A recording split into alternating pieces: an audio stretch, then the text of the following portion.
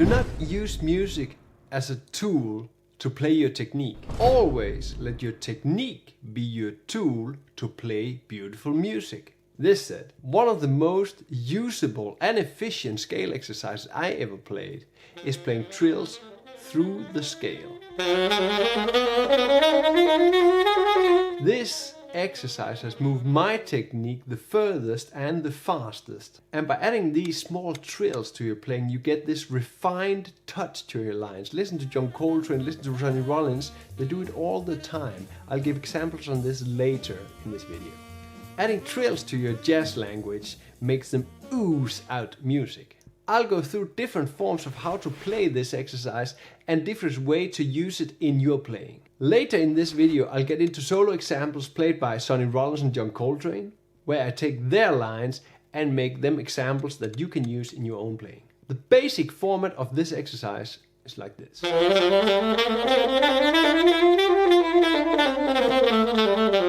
Why is this the most usable and efficient scale exercise? When playing this exercise, you train your flexibility, of course. You need extreme flexibility to move around in tunes which you improvise over. If you play a theme, if you play some funky licks, if you're in a horn section, you need this flexibility all the time. This exercise, the trills going up and down, train each individual finger in moving independently from the other fingers. There's a second version of this exercise.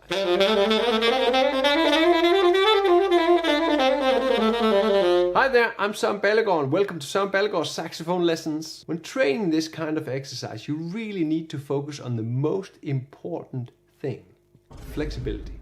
When you play these exercises, you really need to look at your fingers and feel your fingers. What are the difficult spots? Try playing this exercise and see where you make mistakes.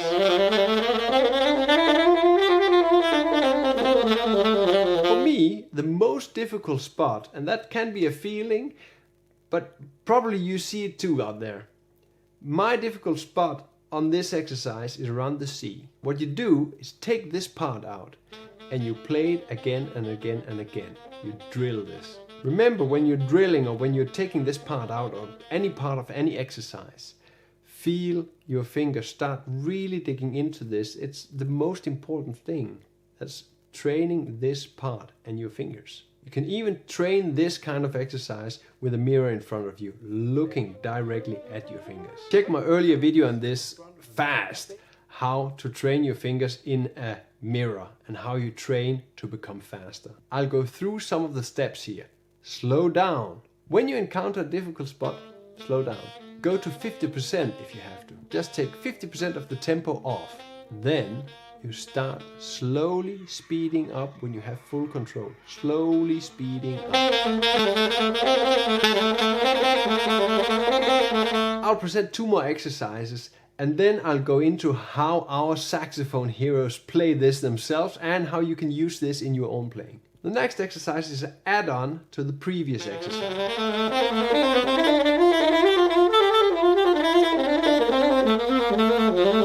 I'm adding a chromatic approach note to the target note, and then I'm jumping up a third, encircling the next target note. On the way down, I choose a simpler way, basically just playing diatonically, only scale notes. And again, when you're playing this, try to spot your difficulties. Where do you lack speed? Which fingers are not following what you want to do? Maybe you see it, but I hear it and I feel it. My weakness is definitely around this C. It's crazy difficult to do the B, C and C, D change. Take this part out and drill it, like this.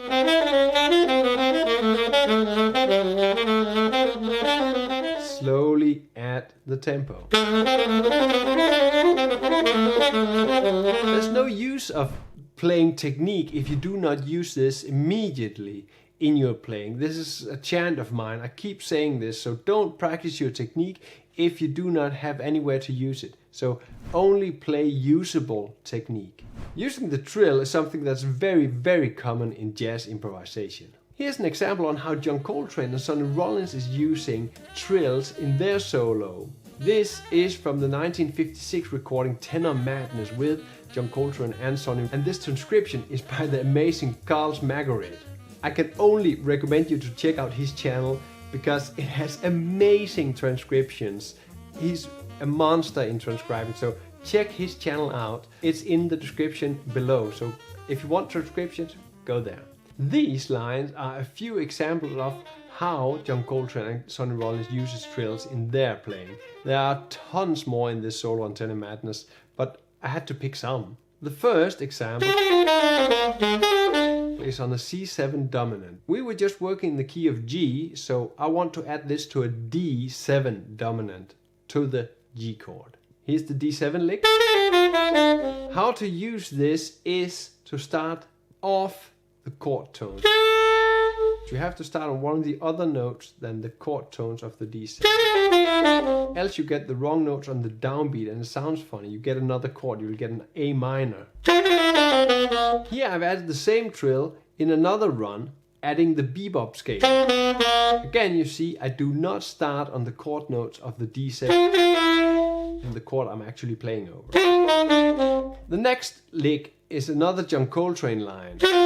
He uses the trill as an upbeat to his target note. Again on a C7, so his target note is G. This trill is maybe the most easy to use. Put it in front of any line you want to play. Here I changed it to A minor D7 instead of the C7 he's playing on. Starting with the trill. Running down the A minor 7 scale. Then up the arpeggio and a little finish off towards the F sharp there. Sonny Rollins puts the trill in his line a little bit differently. He is using the trill to encircle his target notes, which is very interesting. I'll add this to a D7, which we know. See, I start with the trill and then I add the encircling. And on the later beat, I add the target note.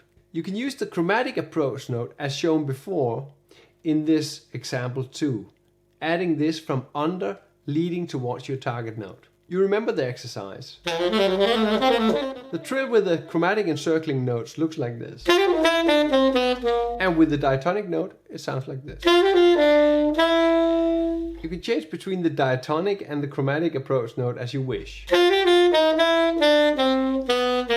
Whatever you find sounding better. Getting from technical exercises to playing music is really, really important.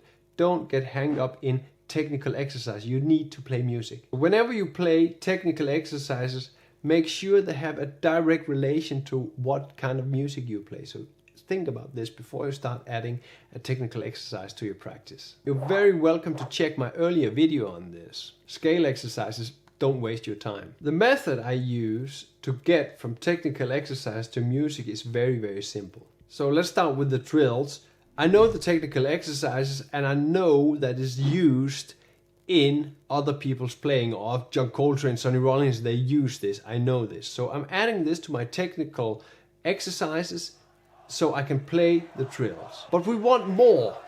When you're using hours to practice your technique, you really want to add this to your music. The primary goal is to make great lines using the technical exercise you just used hours to play. So the second step would be play around with your technical exercises. How can you use it in music? Listen to your saxophone heroes, steal, borrow, see what they are playing and put this into your own playing using this technical exercise. So a question, what do you think the best technical exercise is? And maybe more importantly, how do you use this technical exercise in your music? Leave a comment in the comment section below. Do you have questions about how to get your technical exercise into your playing or about the trills? Let me know, put it in the comments below. Remember to hit the like and subscribe button if you like my videos, if you like my playing, if you like what I'm doing. You support me really a lot by doing this. Find all the links, Tenor Madness, Margarit, my videos, everything in the description below. Please take a look. It's very, very nice material. Then the last thing there is to say is play music and have fun.